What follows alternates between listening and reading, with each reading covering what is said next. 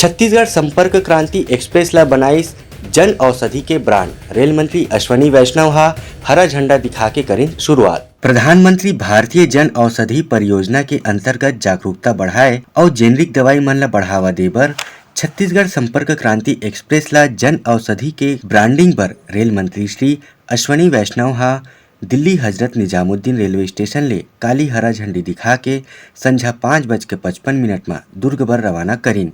दिल्ली, हरियाणा, मध्य प्रदेश और छत्तीसगढ़ के संग में ट्रेन 184 स्टेशन ले होवत 1278 किलोमीटर लंबा यात्रा करही। जेनरिक दवाई ब्रांड के सस्ता होए ले पाछू 8 बछर में 20,000 करोड़ रुपया के अनुमानित बचत होइस हे और 9,000 ले ज्यादा भारतीय जन औषधि केंद्र मन के संख्या हो गए हे। उन्हें अभियान आम आदमी बर जन औषधि केंद्र खोल के उखर बर रोजगार के मौका घलोक पैदा करही।